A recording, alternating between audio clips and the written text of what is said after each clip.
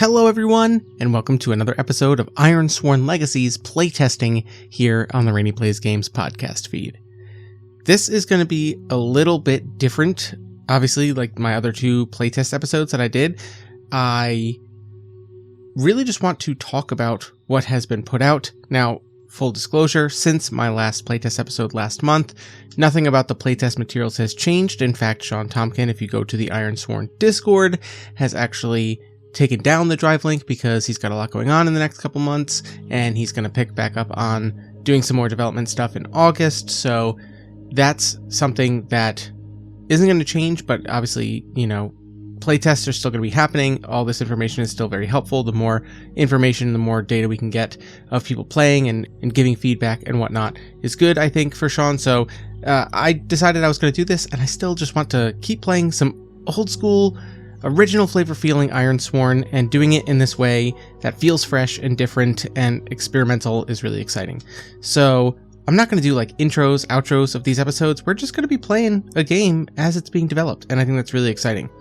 So since I didn't really plan on going beyond 2 episodes with Tessa in the first couple and delivering Farina to this spot in a glacier where we accidentally awoken a wolf shadow god that now roams the Ironlands and is a problem, that's, I think, a perfect quest starter for what comes next, right? There's an unleashed god, the strange outcast that we escorted to this very remote location has now become the vessel for the other half of this god-like figure that has been worshipped among Ironlanders for generations or longer, who knows?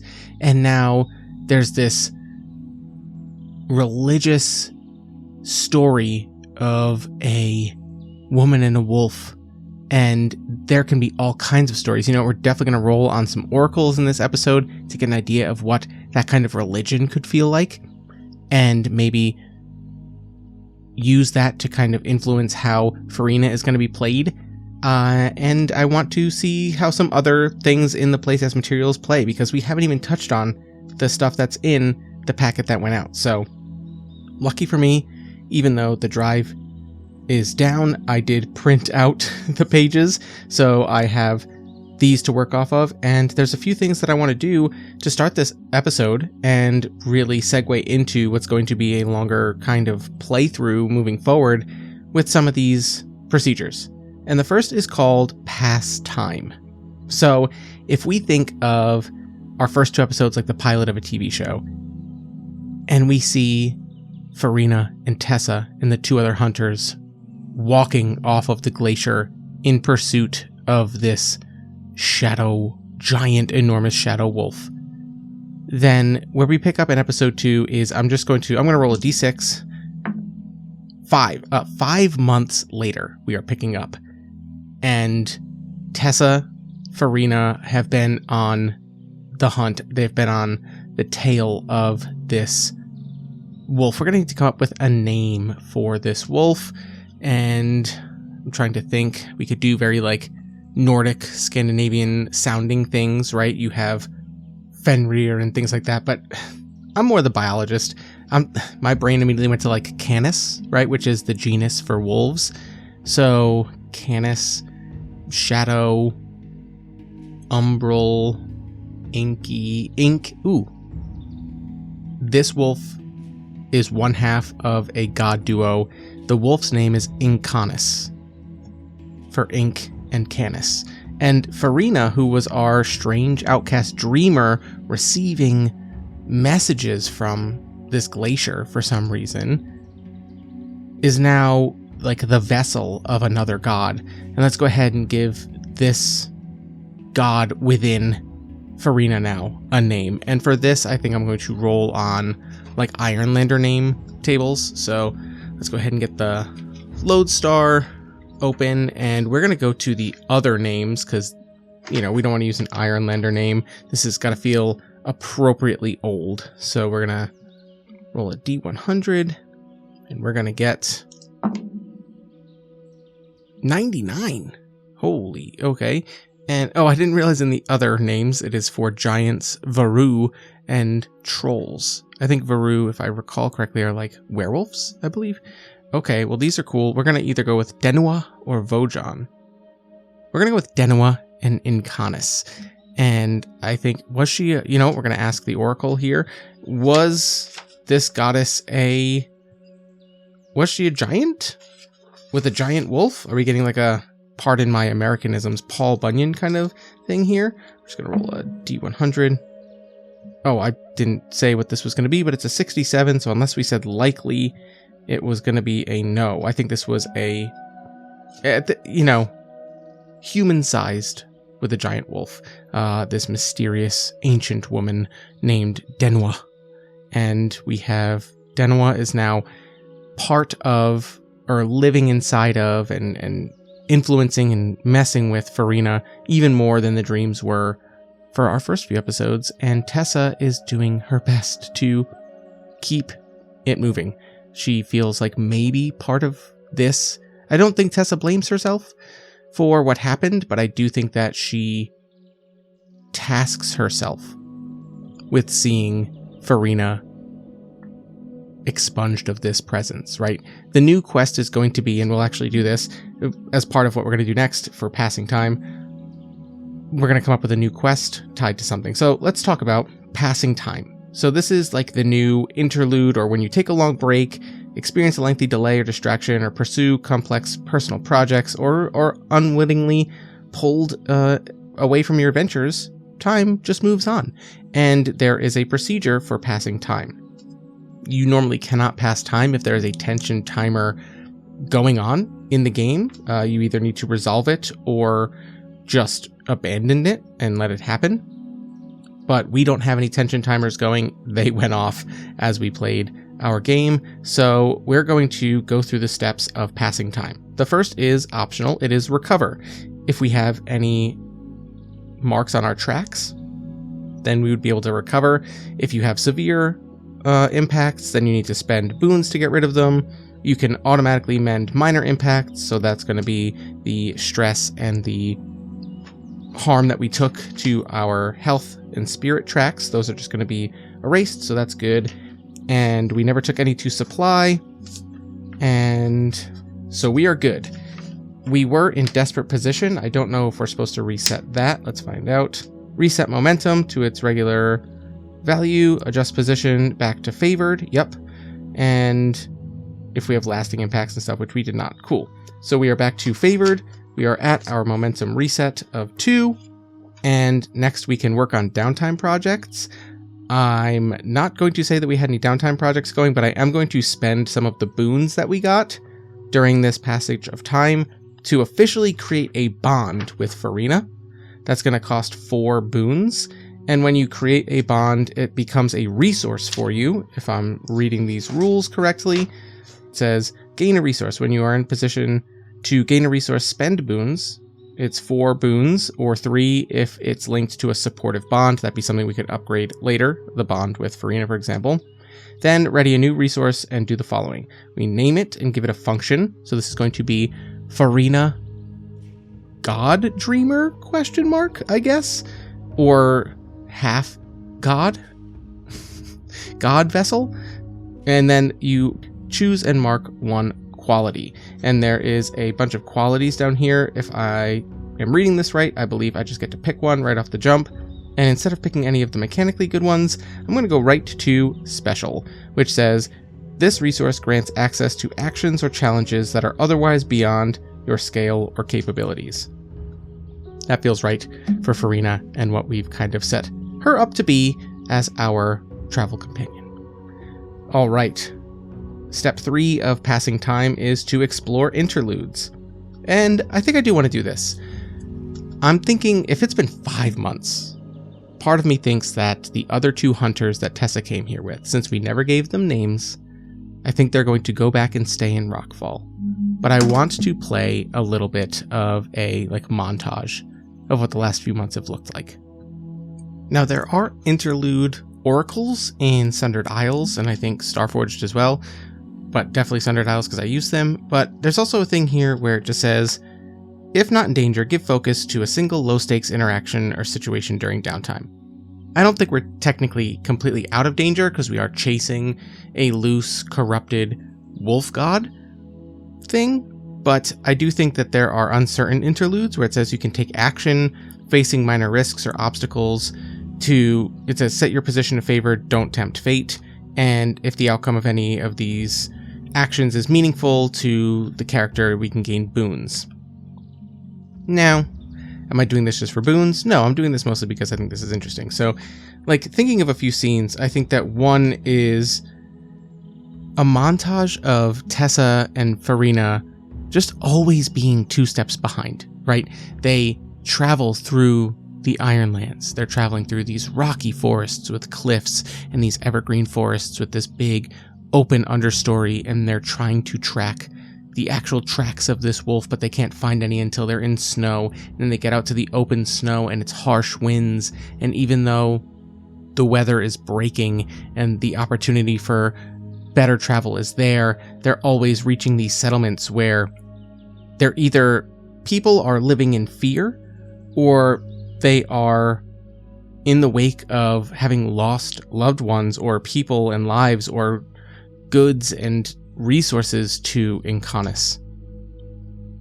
And in addition to that, there's a couple moments where we see the montage slow down and Tessa is needing to comfort and be there for Farina, who is dealing with worse than the dreams were before, this god riding shotgun in her soul, in her mind.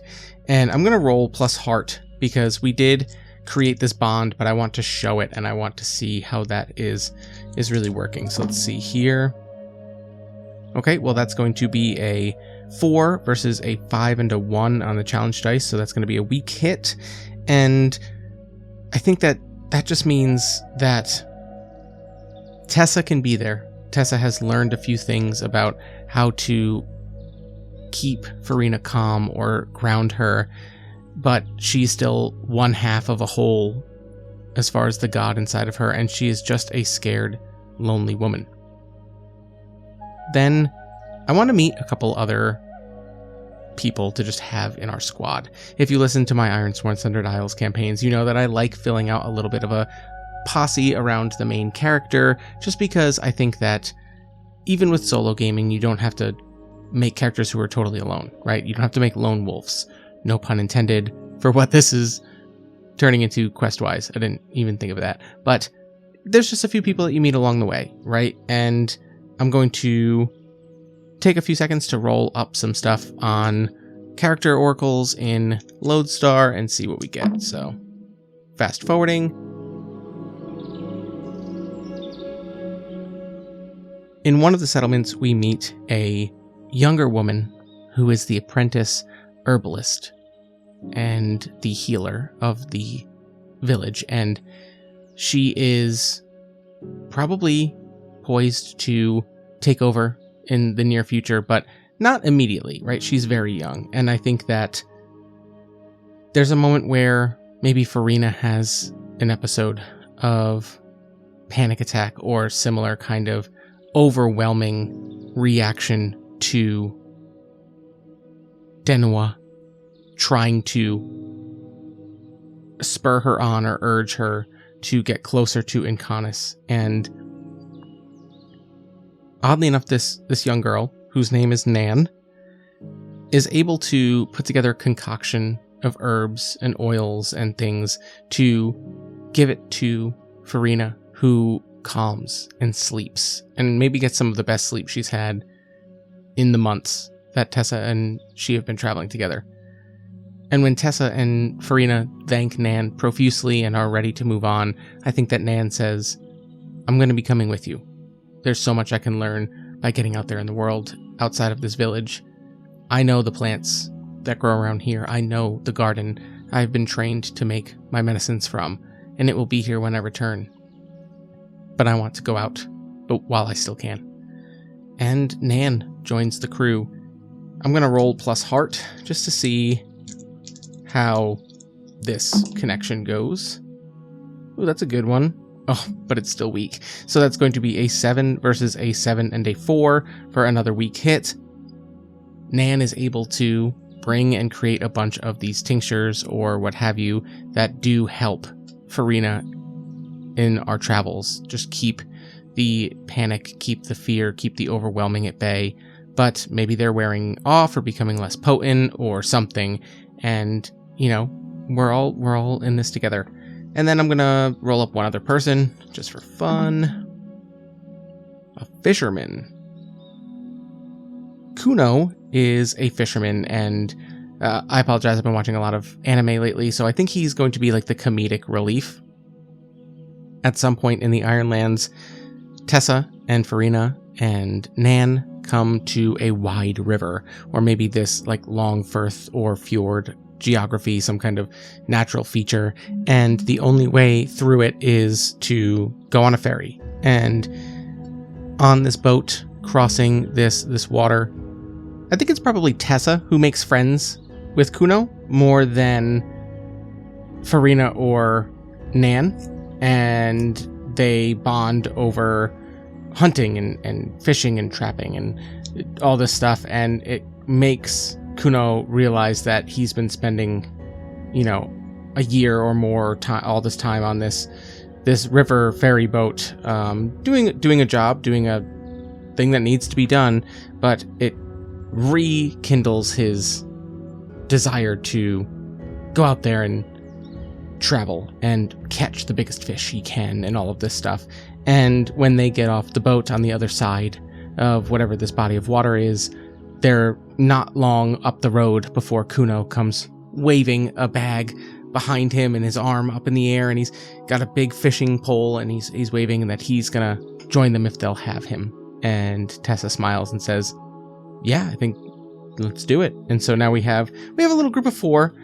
Neither of these are technically a resource at the moment. However, maybe over time we develop them to be. And yeah, that's just some of the passing time. Is there anything else in pastime? Yes, gather rewards. Earn 2 boons for each thriving haven. We have not set up any havens. This is another thing you can do with boons, is you can take advancements, basically spending boons to create havens within settlements, outposts, or refuges and then fortify them and make them thriving. We are a long ways away from that.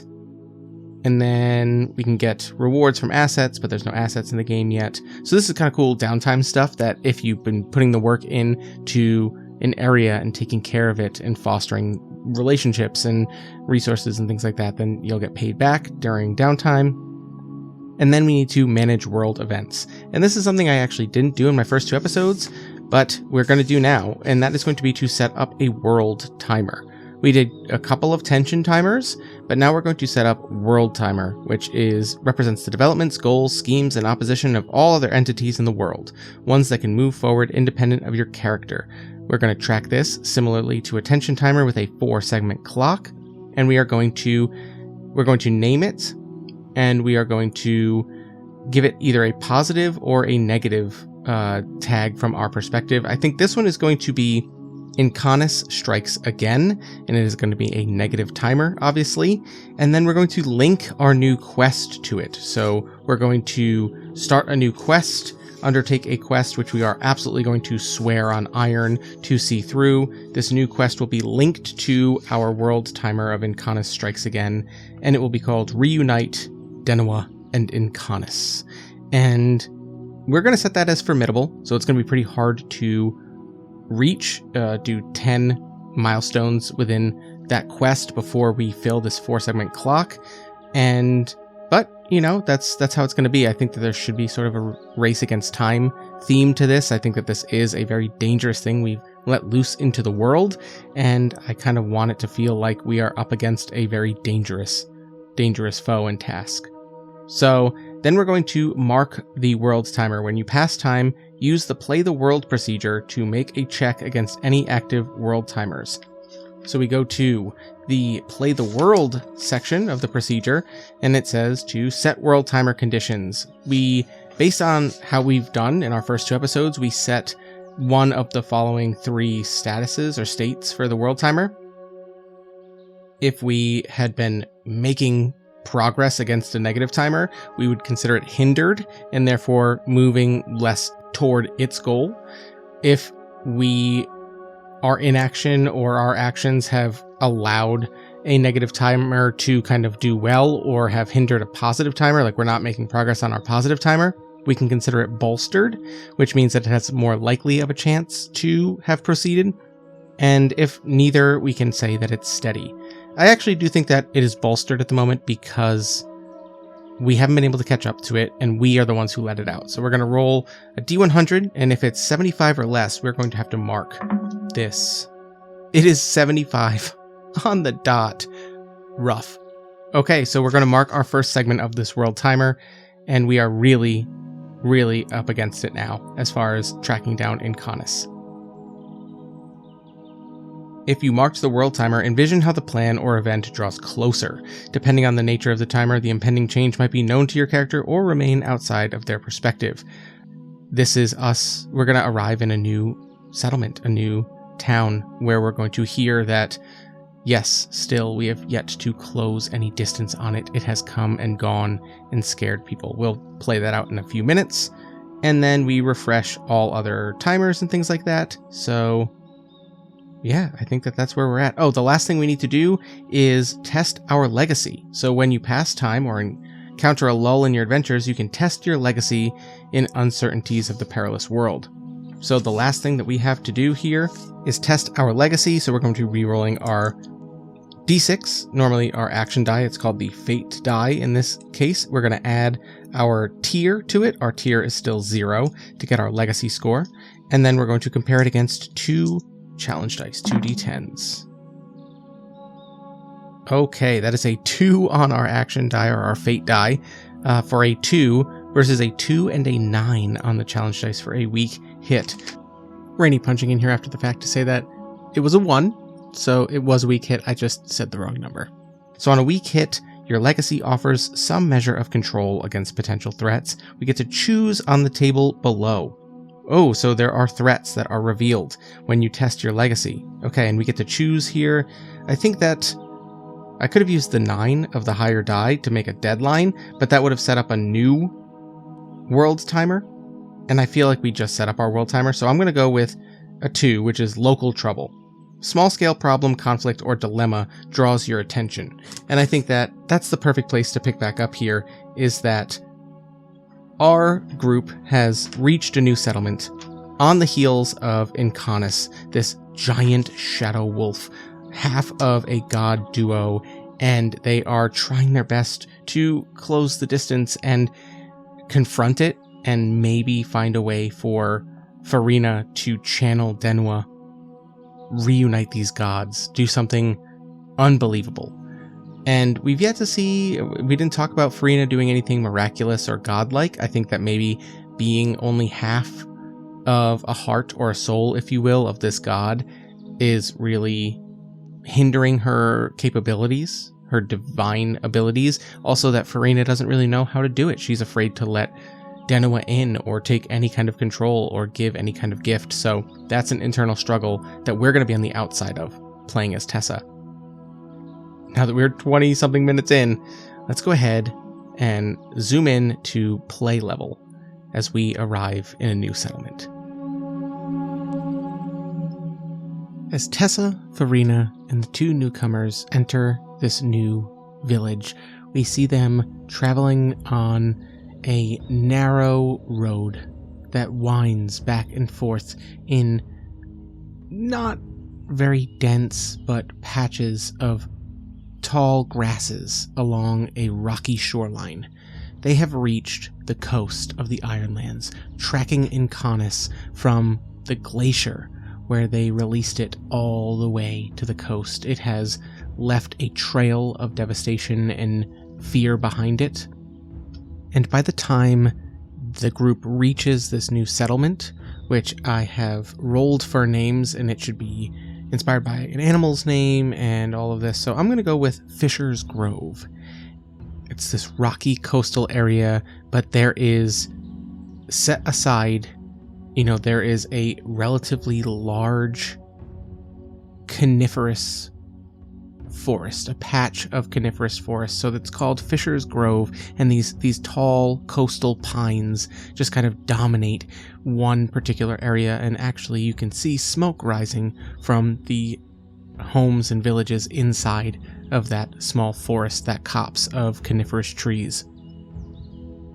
When Tessa and Kuno, leading the way into the town, arrive, they are met with cautious looks from the inhabitants of Fisher's Grove, and behind, Farina is kind of flagging and is weakened, so Nan and Farina are going to recommend that they take time to rest and recover and recoup resources and things that we're going to need for our trek, continuing to track Inkanis throughout the Ironlands.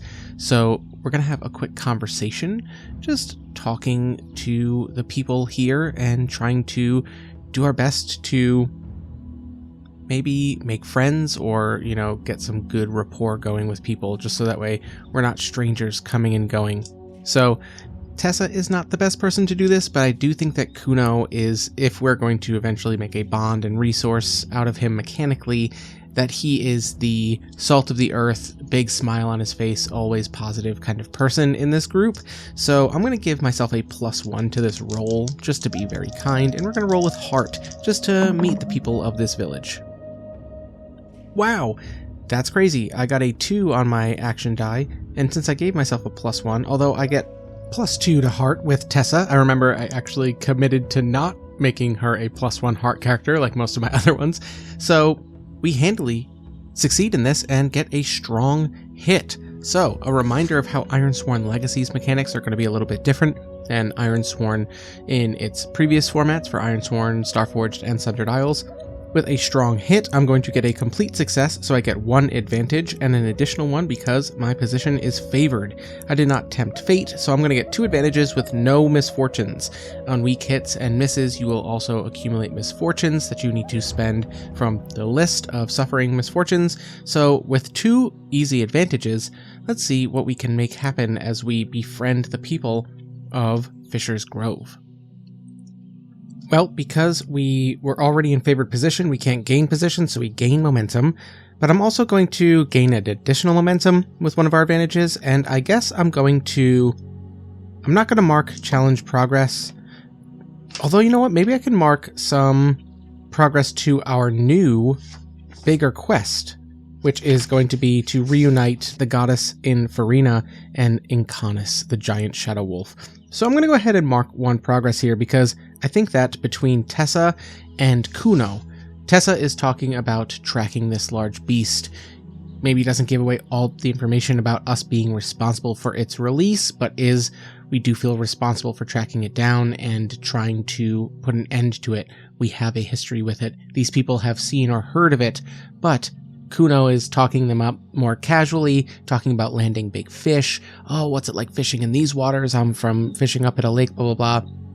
Just making those connections in a way that disarms them to bigger talk. And then I think this is where we're going to use our strong hit, our good rapport that we've been building up already, to get distracted, because if you recall, when we tested our legacy, we got a weak hit, which means that there's going to be a problem, and that was local trouble. I think that the local trouble here is that problems or conflicts or dilemmas are going to draw our attention, and since Nan is going to recommend that Farina take some time to rest, it leaves Kuno and Tessa the option to help out these people. Now, let's see, I think that there's some maybe good ones, like some simple ones, like maybe there's some raiders or some coastal, like there's some ships maybe that have been patrolling their waters, or just maybe they're on like a peninsula or something similar where there's a new group that has moved in and is kind of acting as a gate, like they've kind of like prevented the people of Fisher's Grove from trading more freely without paying up protection or what have you, some kind of racket. So what I want to do really is set up a conflict that we're going to be having, but it's not going to be a fight conflict. I want to check out the challenging interactions, right? Where basically we're going to take on a challenge and it might be something that we need to go negotiate with this other faction threatening the people of Fisher's Grove. And they ask us to do this. And I think that we have the time. I think that Tessa probably kind of shrugs and says, we're really on the tail of this large shadow wolf. It's important to us that we find it, we track it down, and we put an end to its threat. And the people of Fisher's Grove say, of course, but even still, if you're going to pursue it, it went to the northeast, and there are people up there that you're going to have to pass, and they're going to give you a hard time as well. If you could handle it for us, it could be beneficial to both of us. Tessa is kind of on the fence about it, but Kuno says, you know what? We'd love to. And claps Tessa on the back, and Tessa looks down at Kuno. I think she's taller than everyone else in her party by far now, and just kind of looks at him with a side eye, and he says, I think Tessa here is going to be perfect at convincing them they don't want to pick a fight with you anymore here. And Tessa just kind of scowls down at Kuno, and then as they walk away and they're getting, they've gotten the details, she stops Kuno and looks at him and says, thank you for volunteering us for this. I didn't know we were here to help. I thought we were on a time-sensitive kind of hunt here. And Kuno just smiles and says, it won't take us long. Farina needs some rest, and listen, if I can't talk him out of it, you get to swing that big maul of yours. And Tessa just kind of shakes her head and says, I hope we don't have to swing this. But the two of them are going to trek out of the surrounding environs of Fisher's Grove and make their way towards these raiders. Let's see what we run into. This is not a full-on journey. This is just following a passage. It says, when traveling the well-trod ground of a passage advancement, take action to resolve the journey with a single roll. I think that we're going to just resolve this. It's, early spring, or actually, I guess it's high summer now. If it was springtime when we embarked for the first journey, and it's been 5 months. So yeah, we're kind of in middle to late summer now. And I think that the approach that we're going to use here is probably just going to be edge, since we're trying to make good time and not lose time to tracking Inkanis. So we're going to roll +2 with this one. Oh no, that is a 1 +2 for a 3 on the action die against a 7 and an 8 on the challenge dice for a miss. And I think it's pretty obvious what's going to happen here. On a miss, we are going to fail or lose ground, so we get 1 misfortune. Our position was not desperate, but we do lose position down to pressured. And we did not tempt fate because we are just moving, so we have 1 misfortune that we are going to have to assign. And we've lost position to pressured, and that makes sense. We are not favored heading into an area known for raider activity, and I think the misfortune is going to be face a setback, right? Obviously, or encounter peril is worth 2 misfortunes, so they're not going to outright ambush us and attack us. That would be the peril. Facing a setback is a complication blocks your progress to move forward, take action, and overcome a setback. So basically it sets up this obstacle, except we're going to turn this obstacle into a challenge, because it's going to be very much the out from around rocks and around hidden places from this road out of Fisher's Grove come the raiders, and they are going to arrive en masse, and they are going to be threatening, just standing there, looming over the road. They see Tessa and Kuno, and they, wield their weapons, and they look as menacing and intimidating as they can, and call out, "Halt! Who are you? We're not familiar with you from the village." And Kuno is going to do his best to kind of just diffuse the situation, talk a little bit. And Tessa's going to do her own best to stand there intimidatingly, but we are going to enter an challenging interaction. When you begin a complex interaction requiring dedicated effort and various approaches to achieving the desired result, take on a challenge to see what happens. Heated negotiations, etc. Right? So that's one right there. We're going to take this and we're going to make it not troublesome. I think it's a little easier than troublesome. This is going to be a dangerous interaction, so we're going to fill 2 boxes every time we make progress. Or that's the wrong terminology, I'm getting used to it. When we mark challenge progress from gaining an advantage. So the first roll, because we are playing Tessa, is going to be standing there menacingly. This is definitely going to be with iron, which is our best stat. So we're rolling +3, and we get a 4 + 3 for a 7. But of course, one of these challenge dice is a 7. The other is a 3 for a weak hit. Now, was this Tempting Fate? I need to get much better at remembering this. So Tempting Fate says, does your intent, risk, or method suggest a high stakes outcome?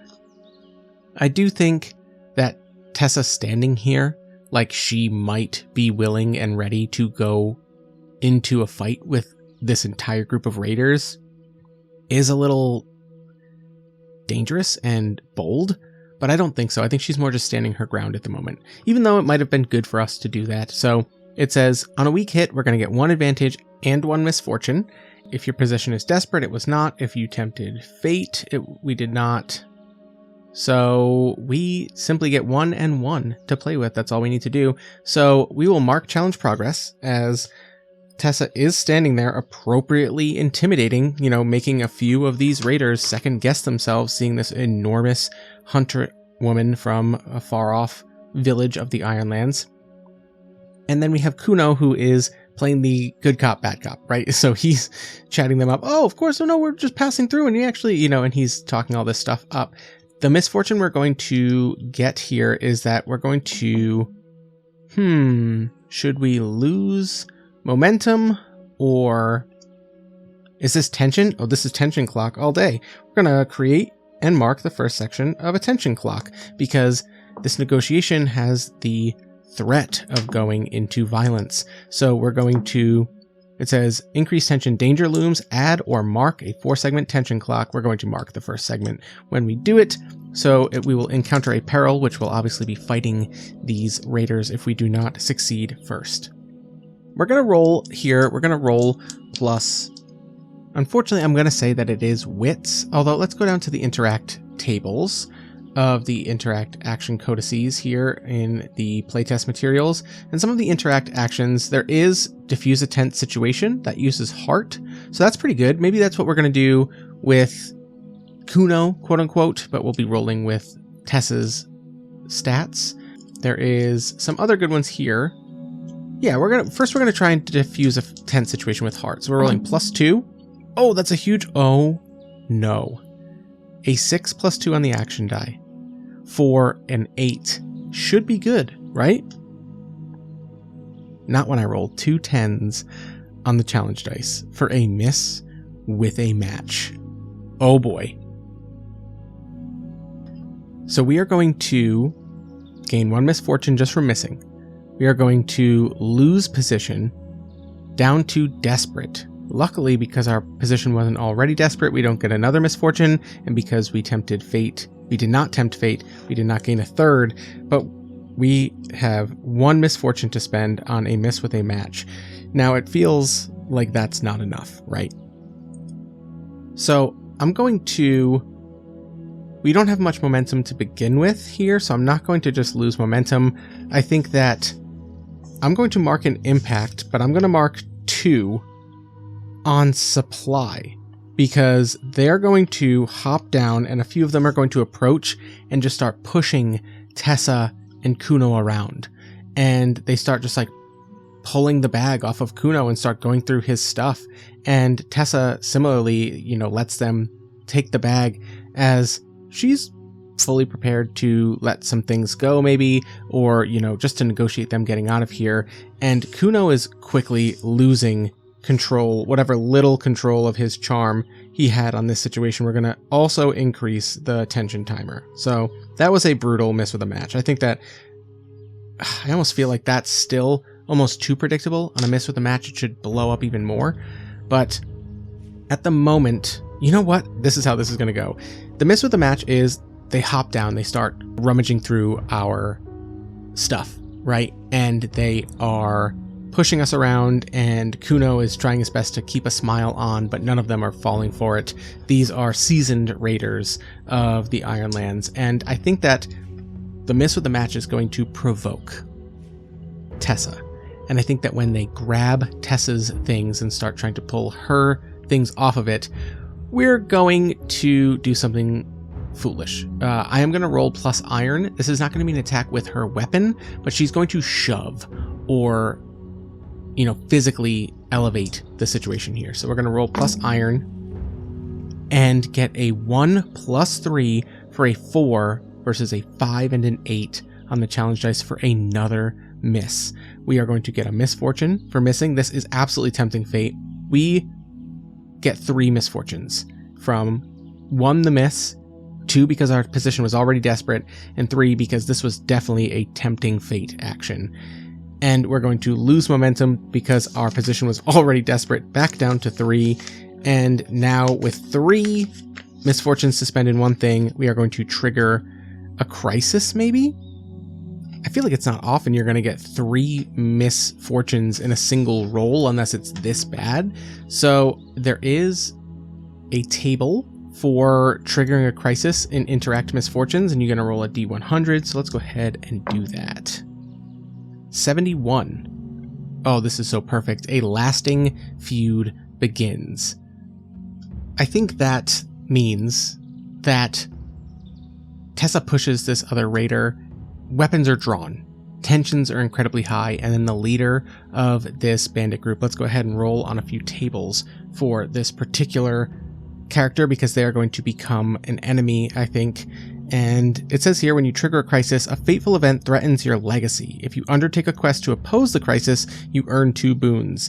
If not, you have to clear 2 legacy. We don't have any legacy at the moment, but I do think that we're going to have to handle this. Basically, Tessa and Kuno's attempt to broker a peaceful deal or get these raiders to move on has backfired miserably, and now they feel like, other than Tessa, if they can take her out, no one in this town is going to resist them. And there's one of those moments where it almost comes to blows, which I think Tessa would have preferred, except this leader is going to say, okay, all right, we see how the people of this village want to do their business. And you know what? That's fine with us. We're going to retreat a little bit, go back, gather our things, and we're going to come back. And when we come back, we're going to take it all. So, rolling on the Ironlander names table, this is 29. Says, ooh, this is a good one. Jagar? We'll go with Jagar. Jagar the Raider, okay. And let's get a few things about this character. Like, what do they want? What is his goal here? Other than just being a raider. 70 says advance status. That makes sense. Oh, and we've just given him the perfect way to do that. He's going to just take over this town. And what's a word to describe him? 9 is clever. Oh, he's like the perfect foil to Tessa, who just wants to use her strength and power to defend people, but somebody who's clever and can outwit her and goad her into this kind of violence is going to give him just the opening he needs to go move in on the people of Fisher's Grove. Oh, and just when we need to just start leaving and going after Inkanis, we cannot because we have put these people in danger. So technically, what does this mean for the take on a challenge here?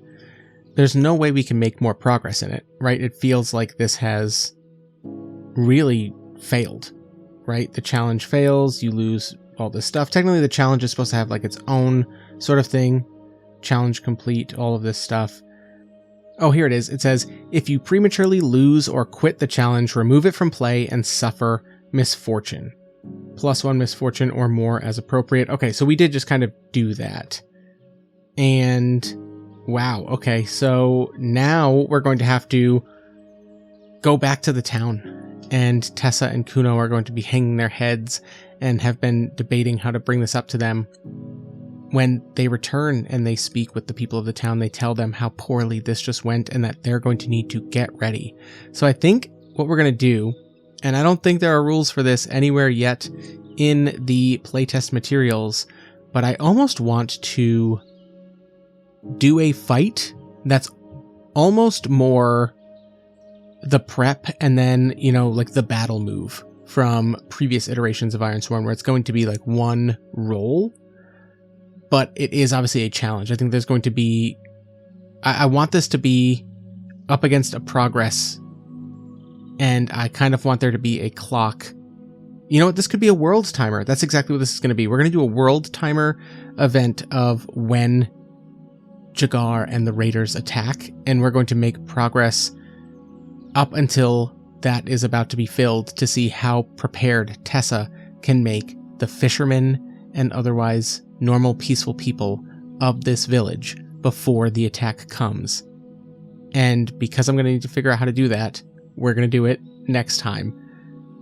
And we're only going to get further and further away from Inkanis. Ooh, I'm really liking just what's coming of this story. The getting sidetracked here, but refusing to walk away from a town that Tessa just put in danger. And then we're going to have to really rush to catch up to catch this shadow wolf god. Oh my gosh, it's so cool. All right. Like I said before, we're not going to do intros, outros, and stuff like that. This is just playtest materials, lots of ideas coming, and it's going to take me time to get used to navigating the new playtest materials as far as rules and mechanics. And like I said, Sean has taken them down until August when he's going to be working on them more. So by the time we get there, it might be something that I'm doing something different. So we're going to see, but I hope that you liked this. A little bit of a mechanics light playtest session, but a fun one. So until next time, if someone's going to pick a fight, always fight for the little guy.